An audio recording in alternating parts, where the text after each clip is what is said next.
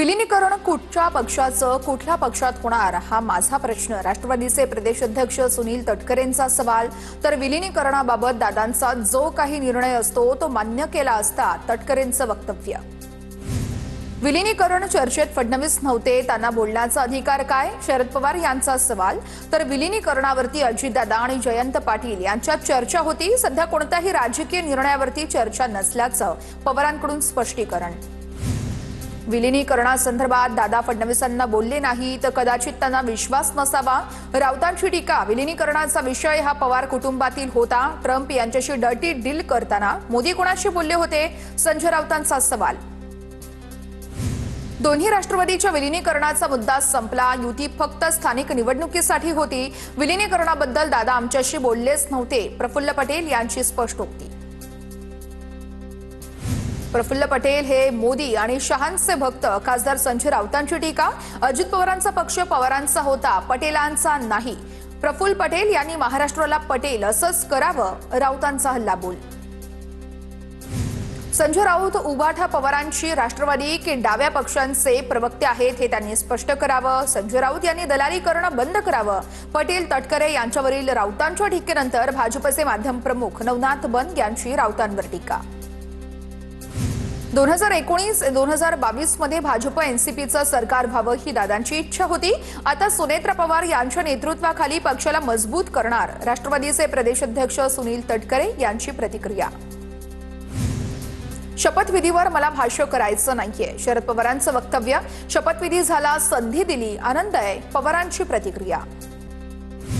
दादांच्या विमान अपघाताची सखोल चौकशी व्हावी, फडणवीसांनी तात्काळ विमान अपघाताच्या चौकशीचे आदेश दिले आहेत, आता उच्चस्तरीय चौकशी करून जनतेसमोर सत्य आणावं, राष्ट्रवादीचे प्रदेशाध्यक्ष सुनील तटकरे यांची मागणी। अजितदादा अजात शत्रू होते, घातपात ही आपली संस्कृती नाहीये, बावनकुळेंची प्रतिक्रिया।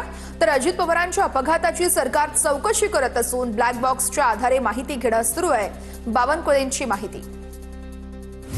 चंद्रपुरातील वडेट्टीवार गटाचे नगरसेवक नागपुरात दाखल, काल तोडगा काढण्यासाठी दिल्लीमध्ये केसी वेणुगोपाल यांच्या घरी बैठक, मात्र तोडगा न निघाल्यानं आज वडेट्टीवार धानोरकरांची बैठक होणार का, याकडे सर्वांचं लक्ष। चंद्रपूर महापालिकेतील काँग्रेसच्या गट नोंदणीचा घोळ कायम, नागपूर विभागीय आयुक्तांकडून वडेट्टीवारांच्या गटाला नोटीस, वडेट्टीवारांच्या गटाकडून एकूण 7 मुद्द्यांवर उत्तर मागवलं। चंद्रपूर महापालिकेतील महापौर पदाच्या निवडीवरून हालचाली वाढल्या, भाजपकडून ठाकरेंना 15 वर्षांचा महापौर करण्याचा प्रस्ताव दिल्याची सूत्रांची माहिती, भाजपसोबत जाणार नाही, ठाकरेंच्या तशा सूचना असल्याची संजय राऊतांची माहिती। चंद्रपूर महापालिकेतील महापौर पदाच्या निवडीसाठी हालचाली वाढल्या, चंद्रपूरच्या तोडगा काढण्यासाठी काँग्रेसचे नेते सुनील केदार, अरविंद सावंत यांच्यामध्ये बंद दाराआड चर्चा झाल्याची माहिती। मुंबई पालिकेतील महापौर दालन सज्ज, येत्या 11 फेब्रुवारीला महापौर पदासाठी निवडणूक होणार, याच महापौर दालनामध्ये बाळासाहेब ठाकरेंचाही फोटो होता, तो फोटो आता नसल्यानं चर्चांना उधाण। मुंबई महापालिका महापौर पदाच्या निवडणुकीचा कार्यक्रम ठरला, 7 फेब्रुवारीला महापौर पदासाठी अर्ज स्वीकारले जाणार, 11 फेब्रुवारीला मुंबई महापालिकेच्या महापौर पदाची घोषणा केली जाणार, दुपारी 12 वाजता विशेष सभेचं आयोजन। मुंबई महापालिकेमध्ये स्वीकृत नगरसेवक पदासाठी राष्ट्रवादी आग्रही असल्याची सूत्रांची माहिती, शिवसेनेचा सहयोगी गट म्हणून स्वीकृत नगरसेवक पदाची मागणी, एल वॉर्ड प्रभाग समितीचे अध्यक्षपद आणि काही महत्त्वाच्या समित्यांवरही दावा। कल्याण डोंबिवलीतील ठाकरेंचे नेते श्रीकांत शिंदेंना भेटले, गटनेते उमेश बोरगावकर, प्रतोद, संकेत भोईर यांच्याकडून स्वागत, तर बेपत्ता नगरसेवक शिंदेंच्या संपर्कात असल्याचा आरोप, या भेटीनंतर ठाकरे सेनेत संभ्रम। नाशिकमध्ये शिंदेंच्या शिवसेनेतील अंतर्गत कलह समोर, उपमहापौर पदासाठी पक्षादेश डावलून दोघांनी अर्ज भरले, गटनेत्यांच्या सूचनेप्रमाणे विलास शिंदेंनी उपमहापौर पदाचा अर्ज भरला, तरीही प्रवीण तिधमे, राहुल दिवे यांनीही अर्ज दाखल केला। भाजप शहर नाशिकचे अध्यक्ष सुनील केदार यांचा तडकाफडकी राजीनामा, महापौर उपमहापौर पदावरून सुनील केदार नाराज असल्याची माहिती, महापौर पद हिमगौरी अडके यांच्याकडे, तर उपमहापौर पदासाठी मच्छिंद्र सानप यांची निवड। नव्या निविदा काढण्यास अधिकाऱ्यांना बंदी, अर्थ खात्याची सूत्र हाती घेताच फडणवीसांचा आदेश, काटकसरीने धोरण स्वीकारण्याचेही आदेश, 15 फेब्रुवारीपासून कोणत्याही खरेदीच्या प्रस्तावांना मान्यता नको, वित्त विभागाचे सर्व विभागांना आदेश। कल्याण डोंबिवली महानगरपालिकेमध्ये अनोखा उपक्रम। केडीएमसी अधिकारी प्रशांत भागवत यांचा सायकलने घर ते ऑफिस असा प्रवास। भागवत यांनी टी शर्टद्वारे जनजागृती करत प्रभागनिहाय पाहणी केली। भाजप जिल्हाध्यक्ष चेतनसिंह केदार यांचे सांगोल्यामध्ये 2 ठिकाणी मतदार यादीत नाव। सांगोला शहर आणि सांगोला ग्रामीण मध्ये नाव असल्याचं समोर। चेतनसिंह केदार सांगोला तालुक्यातील चोपडी जिल्हा परिषद गटातून भाजपचे उमेदवार। कोल्हापूरचे जिल्हाधिकारी अमोल एडगे यांच्याकडून जिल्हा परिषद आणि पंचायत समितीच्या निवडणुकीच्या तयारीचा आढावा। मतदार संख्या जास्त असल्याने वेगवान प्रक्रिया पार पाडण्यासाठी जास्त व्यवस्था तयार ठेवण्याचेही आदेश। नालासोपारामध्ये बेकायदेशीरपणे राहणारा नायजेरियन व्यक्ती आणि अंमली पदार्थ विक्रेत्या विरोधात कोम्बिंग ऑपरेशन।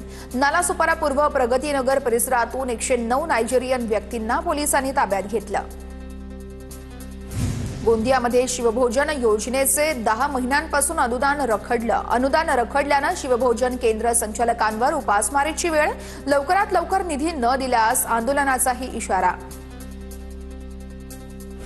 धुळे महानगरपालिकेकडून शहरातील नळांना पाण्याचे मीटर बसवले जाणार। पहिल्या टप्प्यात 2 भागांमध्ये 15,000 नळांना पायलट प्रोजेक्ट म्हणून या ठिकाणी मीटर बसवले जाणार। संपूर्ण शहरात सुमारे 1 लाख वॉटर मीटर बसवले जाणार। न्यायालयाच्या आदेशानंतर परळीच्या वैद्यनाथ देवस्थान ट्रस्टच्या जागेवरील अतिक्रमण काढायला सुरुवात। पुढील 2 दिवस चालणार अतिक्रमण काढण्याची मोहीम। जमिनीचा ताबा वैद्यनाथ देवस्थान ट्रस्ट आणि पुजाऱ्यांना दिला जाणार। परळी वैद्यनाथ रेल्वे स्थानक उच्च दर्जाचे निर्माण होणार। विविध मार्गांचे वेगवान काम सुरू असल्याची दक्षिण मध्य रेल्वेचे मुख्य व्यवस्थापक आर गोपालकृष्णन यांची माहिती।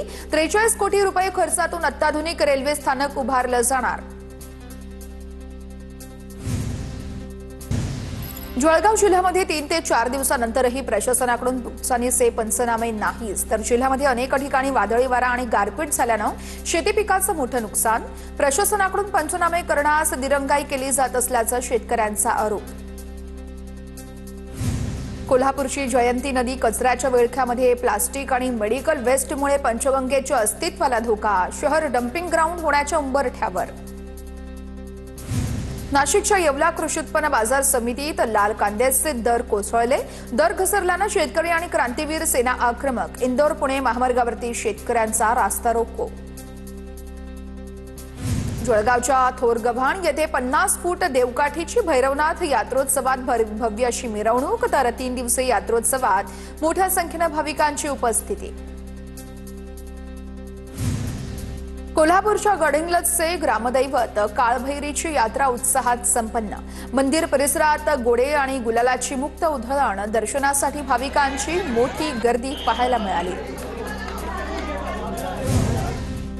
मुक्ताईनगरच्या कुऱ्हा परिसरात गव्हाचं विक्रमी उत्पन्न होणार। तब्बल 4000 हेक्टरवरती गव्हाची पेरणी।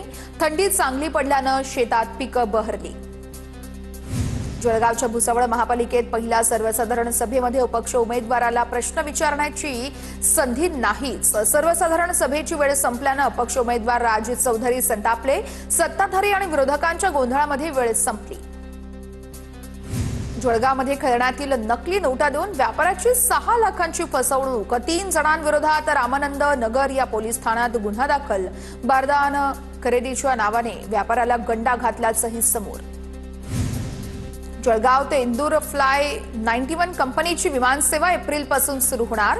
प्रवाशांना 2,500 रुपये भाडे आकारले जाणार असल्याची माहिती। सध्या जळगावातून गोवा, पुणे, अहमदाबाद, मुंबई, हैदराबाद या 5 शहरात विमानसेवा। दिग्रसच्या भूमी अभिलेख कार्यालयातील 2 अधिकारी SACBच्या जाळ्यात अडकले। मालमत्तेच्या फेरफार कामासाठी 5 लाखांची लाच मागितली असताना रंगेहात अटक। यवतमाळच्या ACB पथकाची मोठी कारवाई।